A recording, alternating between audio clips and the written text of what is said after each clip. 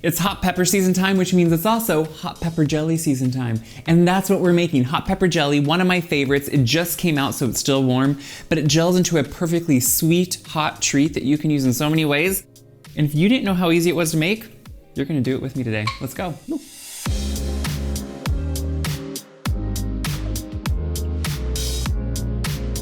We make this in the summer, but honestly, when I was growing up, I used this more, or we did, during the seasonal time, like during Christmas and the holidays, because it feels festive and it's a great thing to give as gifts. But when you have the produce is when you want to make something. Now, you can do any mixture of colors you want, just know it's going to change the color of the resulting jelly.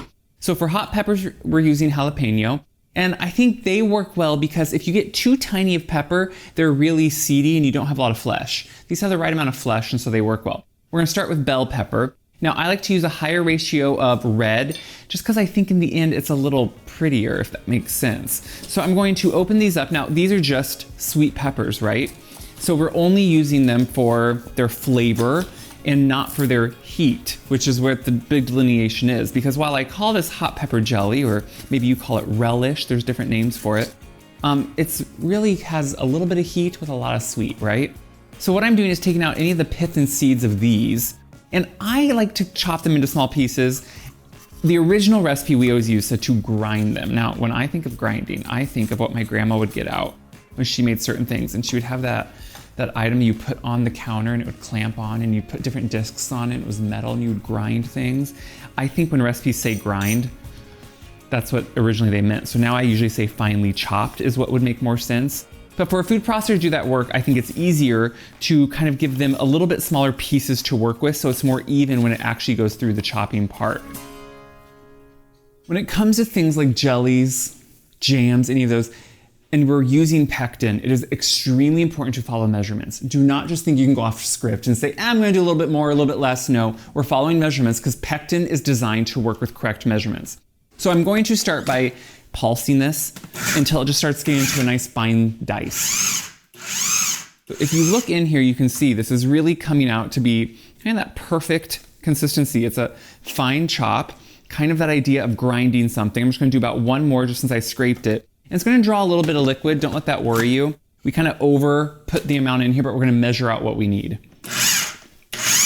Now we can measure it out. So we have a little bit of green, a little bit of red. Red gives it a prettier color. This is what I'm gonna be cooking it in, so I'm just gonna get this ready, because what we're gonna do is measure this out. And again, this is not, you wanna make sure you follow it, because here's what I have found. So we made this all the time for years growing up. Mom would make jars and jars. She'd give it to gifts. We'd pull it out at Christmas and use it with cream cheese and have kind of relish with it. The recipe changed over the years of the one that you can find online sometimes. And I know you're watching me online, but the recipe that a lot of people use now is a very thin, not jelly. This turns out to be a correct jelly, which I think is essential. So we're gonna put this right into here.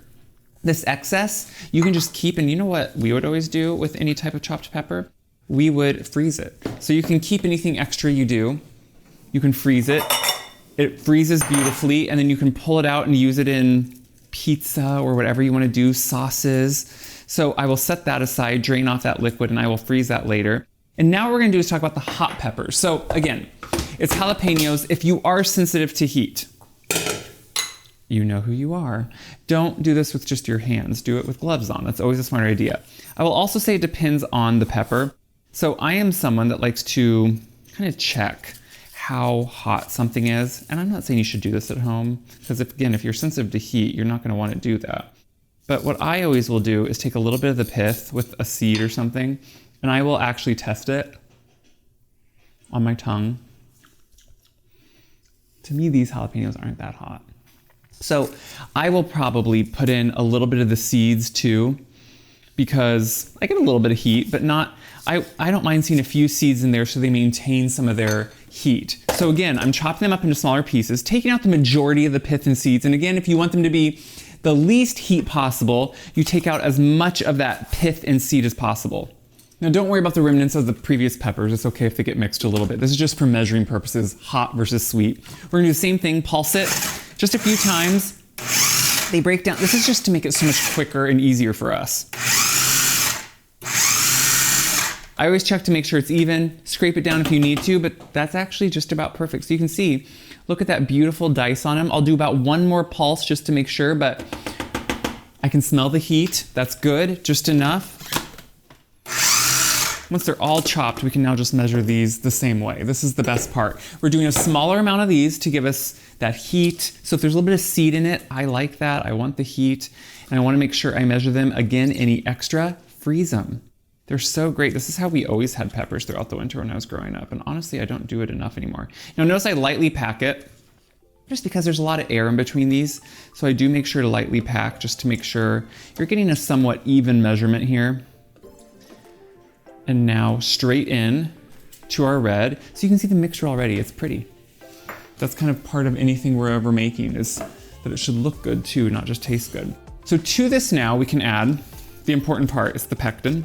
So we're gonna open this up, we're gonna sprinkle this in. This is what is going to make sure it gels correctly. It gives us that, usually jelly is made from fruit juice, sugar, and pectin. In this case, we don't really have a lot of fruit juice, right? But we're calling it jelly because we're gonna put just enough liquid with the pectin to make sure it gels. So we're gonna add vinegar. And what this does is it really is balancing out all the sugar that we're gonna add, because a jelly is pretty much sugar. So we're gonna stir this together, and we're gonna take it over, and we're gonna let this come to a rolling boil. So a rolling boil means it comes up to a full boil, but you can't stir it down. Most boils, when it starts boiling, once you stir it, you notice it kind of dissipates. A rolling boil means it's even hotter than that, and it's boiling all throughout the center, and when you stir it, it just keeps boiling. So we're gonna come up to that. It will take a few minutes.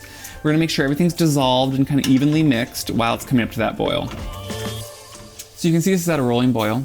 It's just boiling, and as I stir it, it just continues to boil, boil, boil. This is when you want to have everything ready to go, measured out. My sugar is ready. We're gonna pour it right in, and now we need to let it come back to a rolling boil. So this takes a few minutes because obviously this amount of sugar is going to decrease the temperature drastically. So it'll take it a little bit to come back up, but you want to stir it, make sure it's not sticking because now it has sugar in it. Bring it back to that rolling boil that I can't stop by stirring, and time it for 2 minutes. We are at the 2-minute mark where this has been boiling now, and it's done. So pectin methods are very precise. That's what makes them though easy too. You have a method to follow, and it's right pretty much every time, or it should be. If it isn't right, I'm grabbing my spoon rest because I didn't bring it over. If it isn't right, you did something wrong. So I have all my sterilized jars. Whenever you're canning, having everything ready to go when you start is essential. Have things pre-measured out. I have my water bath ready, it is boiling. You want everything to be on time and easy to manage so you're not feeling like you have to kind of quick catch up. So we have a funnel, and this is now just the easy part of putting it into the jars. So I'm going to funnel it in. Now, if you're scared and saying, that is very thin for a jelly, that's because it is hot. Hot liquids don't have their gel yet because they need to be cold for that. But look how pretty this is. Now, I know people that would always food color this, and growing up we often did, but I think just the mixture like these is all you need to do. It's pretty enough. The next step after they're filled is to make sure they're wiped off. You don't want any sticky residue because that could always inhibit a good seal. So we're just going to wipe them off with some hot water and a clean little bit of towel. And then we take our prepared lids and rings, always just follow manufacturer instructions for that. And we put them on. I've been doing this obviously a long time. I grew up canning all the time and loving it, but it's such a methodical process that's you can kind of just sink into and enjoy. You've tightened to fingertip tightness, which just means you could go a little bit more, but you don't want to because it could make it buckle. Now they're all on. This is why I like to have things on a tray. I use a baking sheet with a rack.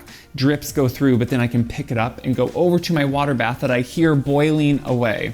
So we're gonna make these shelf stable, meaning they're gonna be canned in a water bath. Very simple. The high ratio of sugar and vinegar makes this easy, safe, and quick, which is really nice. So there's a rack fitted in the bottom because you never want a glass jar to touch the bottom of a hot kettle. That can cause it to burst.